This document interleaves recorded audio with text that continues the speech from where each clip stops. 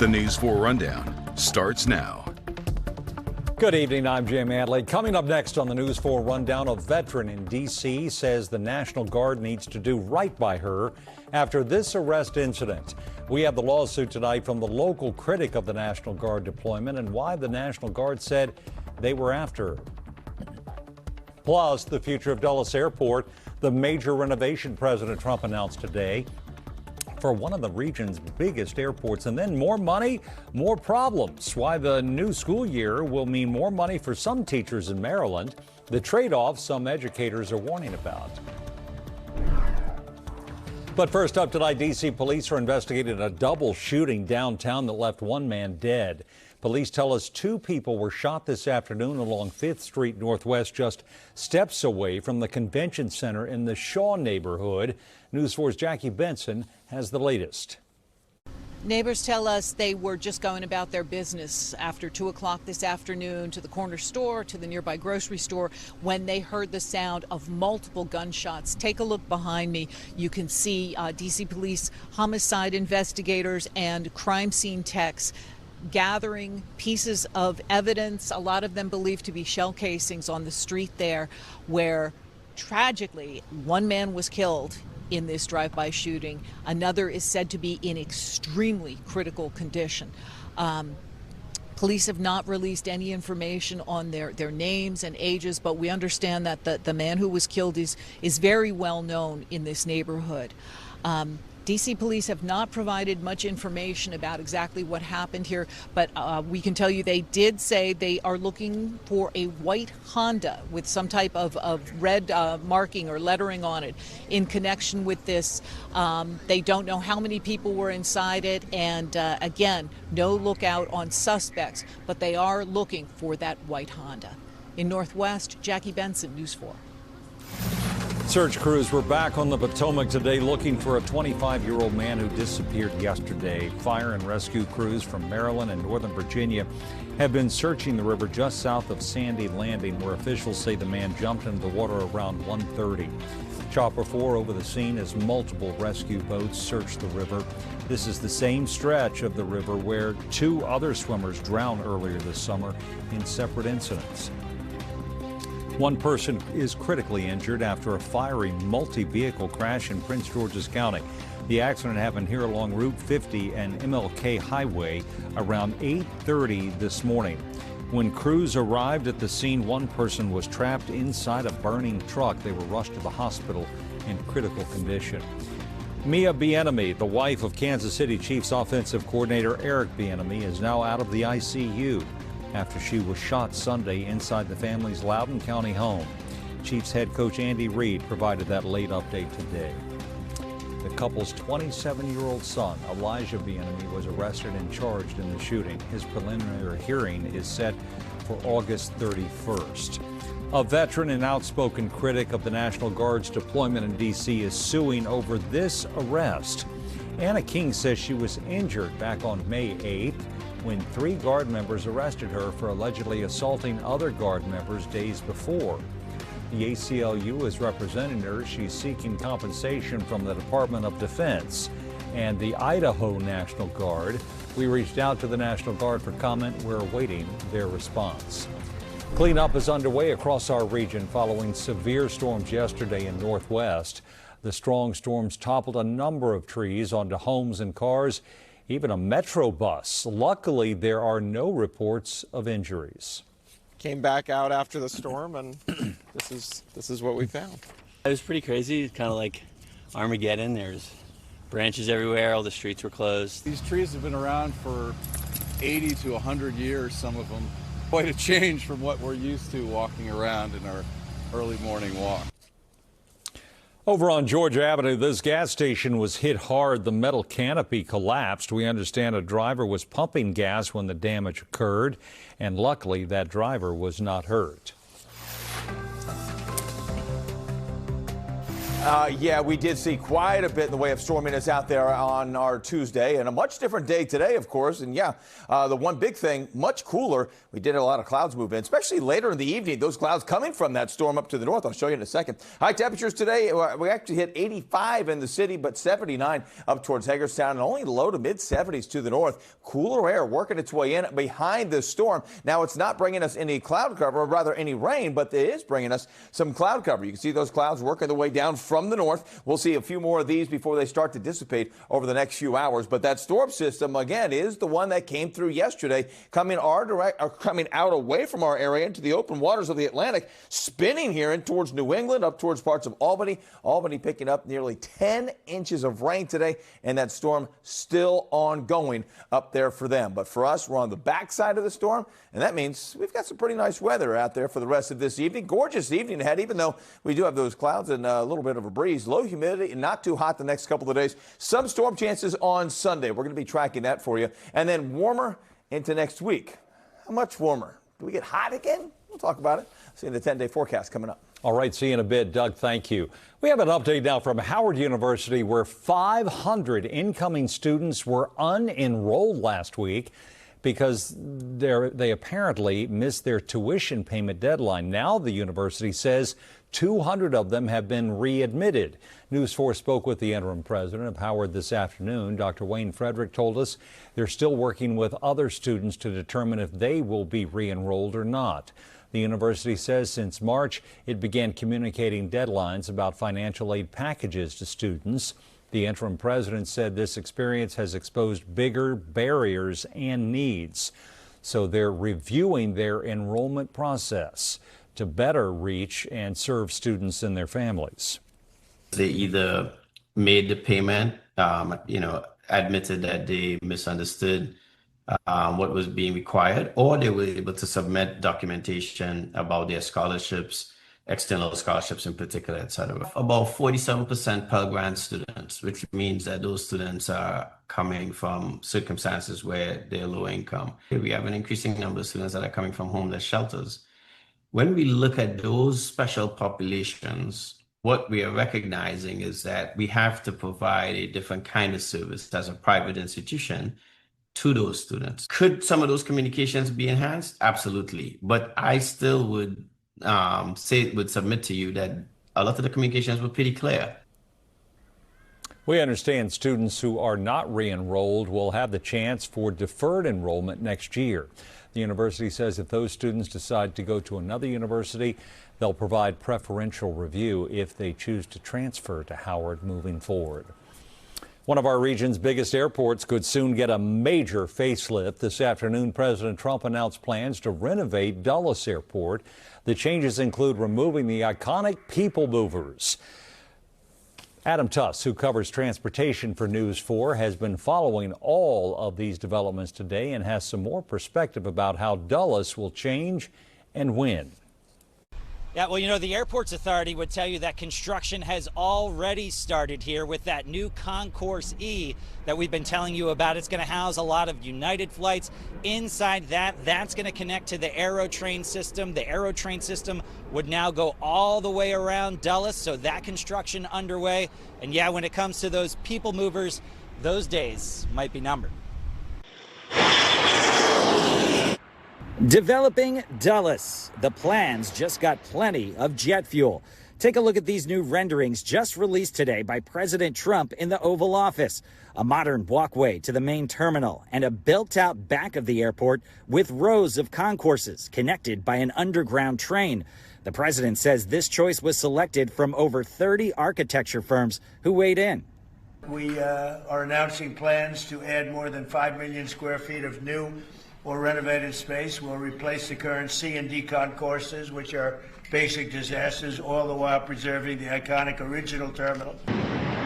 Now we're going to make it larger as a result of the intervention of the White House and the Secretary. During a recent event for United Airlines, Airports Authority CEO Jack Potter talking with News 4. Specifically, he says the iconic front of the main building will largely remain intact, but it'll go through a dramatic widening. Completely new and refurbished main terminal, paying honor to the Saranin history, and the architecture, we think it's fabulous, so we're going to pay honor to that. And then we're going to, again, build that terminal out. And yes, those controversial people movers, they're not a favorite of the Trump administration. Anyone's bet on a people mover. Listen, you can't move, right? It just takes way too long. You go through any international airport, and you do it for the most part with ease. The people movers just make it so much more complicated and laborious. And America can do better. It's not clear exactly how much longer the people movers have, but they are an integral part of the airport today. Bottom line, big money being put on the line to completely transform this iconic airport. Let's talk a little bit about that money and those dollars. Over a $22 billion project being proposed here. The Airports Authority saying today that they are going to finance that, and the airlines will help finance that as well. Not clear if any of that cost trickles down to us as travelers. Stay tuned on that point. Realistically, they say they hope to have a shovel in the ground within the next 2 years, and this full rebuild could take about 10 years to finish. So it's going to get busy here at Dulles. That's the latest at Dulles. Adam Tuss, News 4, back to you. Adam Tuss all over it for us for months, if not years to come. And coming up next on the News 4 Rundown, football season is just around the corner and the Commanders are getting ready. We take you to Ashburn for day one of their training camp. Plus, D.C. is getting ready to host the IndyCar Grand Prix as part of the nation's 250th birthday celebration. The road restrictions now going into effect. And then pay increases are coming for Maryland teachers, but not everyone will see the boost. Doug? And it was a pretty nice day out there after high temperatures today that were only in the upper 70s to low 80s. We did have some cloud cover working its way down. Tracking a storm up towards New England. We'll show you what this means for the rest of this week. I'll see you back here in just a few.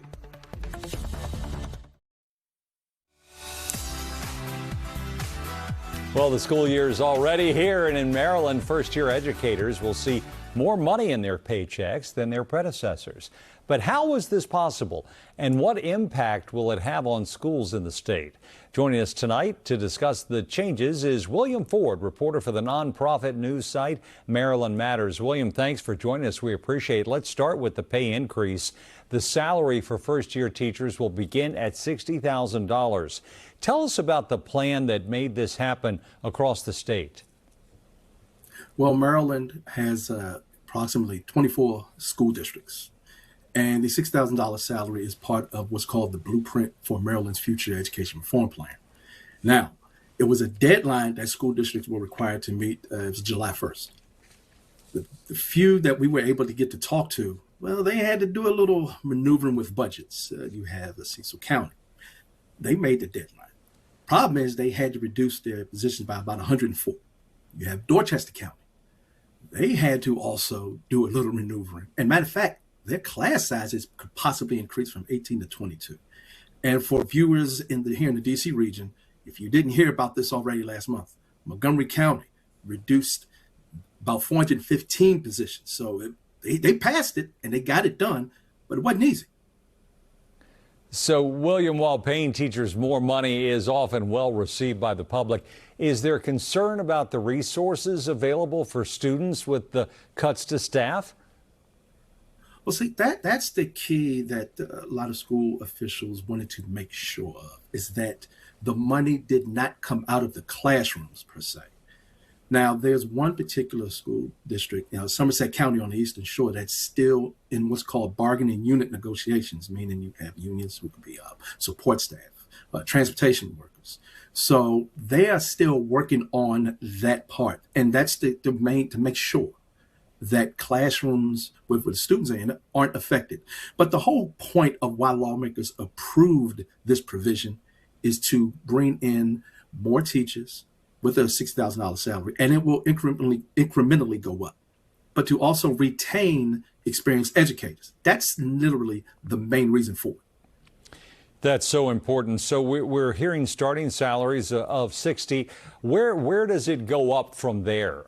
Give us an idea about the ranges for a lot of teachers throughout the state. Well, it depends on the school district itself. There's smaller school districts, and we're probably going to hear a little bit of more pain next year with the budgets. And a few of them have said it's going to be a little even harder trying to ascertain that. But the range is at least 60,000. If you go to bigger school districts, say Montgomery County, which is the biggest in the state, and depending on experience level, it could be 80,000, even a little more. Maryland Matters reporter William Ford. William, thanks so much for joining us and taking time with us, sharing your insights. We appreciate it. Thank you, sir. Much appreciated. All right. Well, it has been a busy summer along our national malls, celebrating America's 250th birthday. And one of the biggest events is still to come.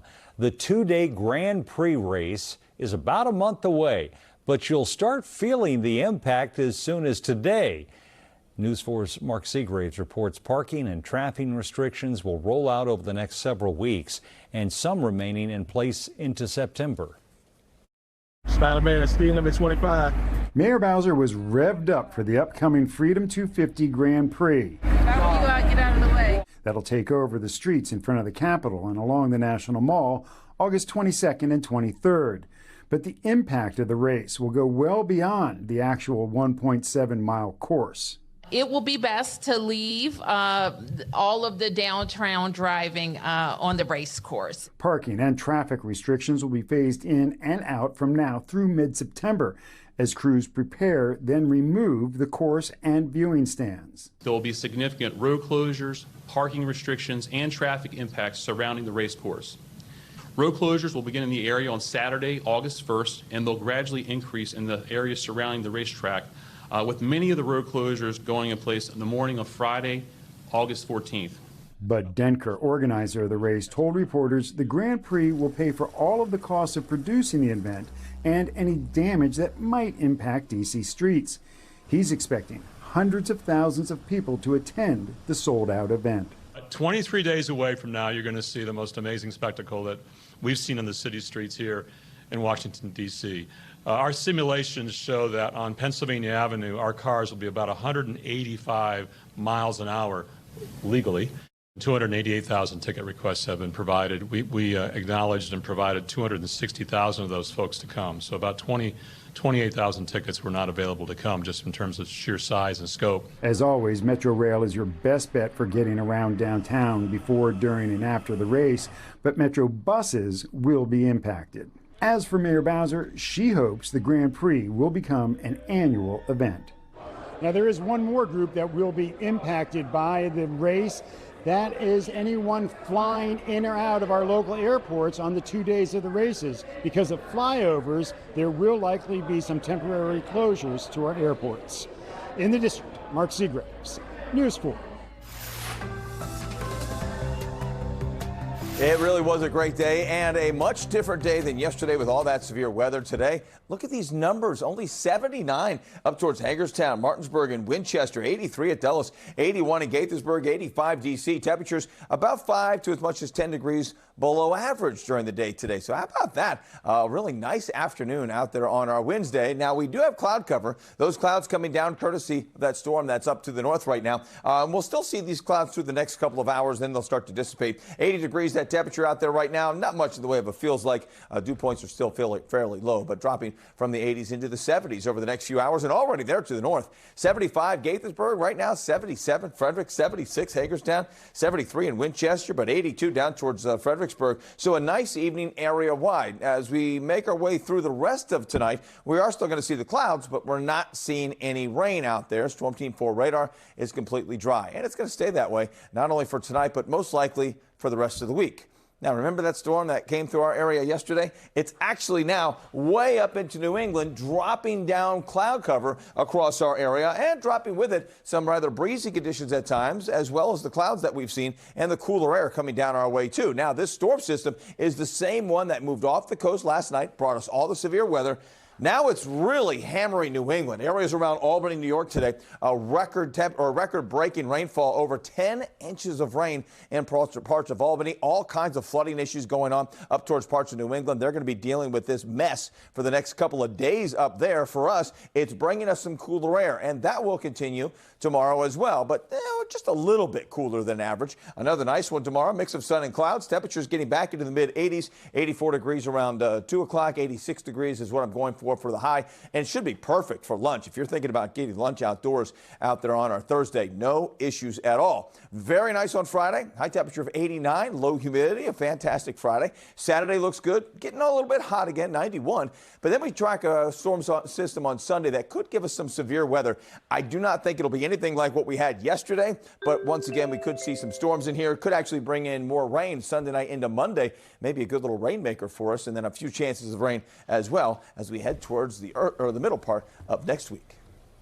You know, usually when we talk training camp, day one, we dodged hot weather. It's usually scalding. I mean, looking at that forecast, it looks nice on Friday, looks nice on Thursday, and then the first day fans are out at training camp is going to be on Saturday. The weather looks great. Plus, the Commanders, they're holding practice really early, 8:30 in the morning. Yeah. We'll see if the pleasant holds, but it was great today. Love it. The vibes were high, too. We'll tell you all about it. Jaden Daniels certainly fired up. There's a lot of expectations for Jaden. New offense, new opportunities.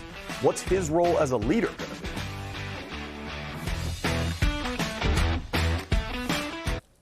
All right, first day of school vibes out in Ashburn today as the Commanders kicked off training camp. Team insider J.P. Finley joins us in the studio now. All right, you have all the supplies ready to go. You've made sure that you had a fresh fit. Yeah. All I got to ready. So that's all you need. That's all I need. And a mic. Honestly, I just take notes on my phone nowadays. Exactly. Like my notes during practice today were probably 3 pages of notes, but all just on my phone. And I just email them back and forth to myself. There's probably a better method to do that, like the Notes app. No, it's locked in there. I just Love send it. emails I back like and forth. that. Yeah, that way I know what's going on. Hell yeah. And there was a lot I liked on the first day of training camp, especially Jaden Daniels. We've heard so much about the receiver position. Obviously, Terry McLaurin's really locked in this camp, unlike last season. But there were a bunch of receivers I thought were pretty impressive. You see Luke McCaffrey making a grab right there. There was a lot to like, but there's more on Jaden Daniels' plate in this new offense, and he's ready to step up in that leadership role. You know, going to my third camp, my third year, have more of a voice, and you mature more over the years. You know, you play a lot of ball. You go through a lot of different things on and off the field, so you're going to mature in this league. So now it's kind of just being more intentional with not only myself, but, you know, getting the guys around me, you know, ready and rallying the troops. You see him, like inside the building, putting in the work with the guys. You see how much stronger he's gotten, his command of the offense. So now just not his command, but also the information to the other guys. It was interesting, one of the byproducts of, you've seen the quarterbacks having some of the helmet. I thought it was only going to be just for the vision. What was as strong was their communication and at the line and hearing Jaden correct, fix, no, go here, do this, like things you would not feel from 25 yards away on the sideline. And so that's probably the best example of the leadership, John, of like him directing it all, the corrections. So like the trust in him is so high that he has his ability to think quickly and get it set up just right.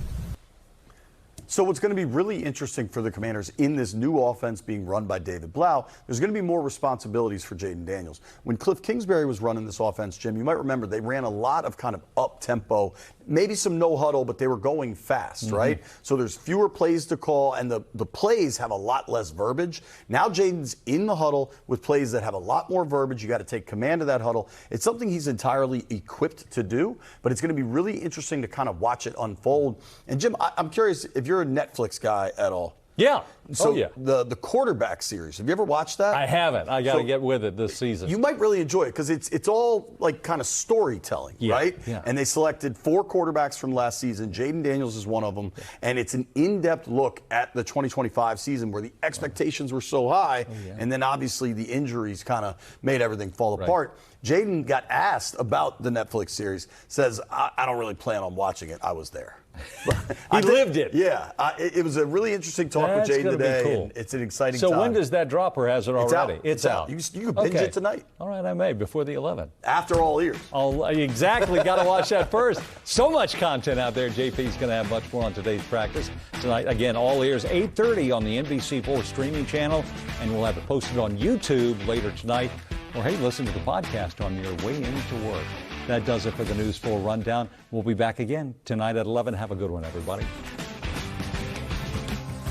Oh, look at that sky.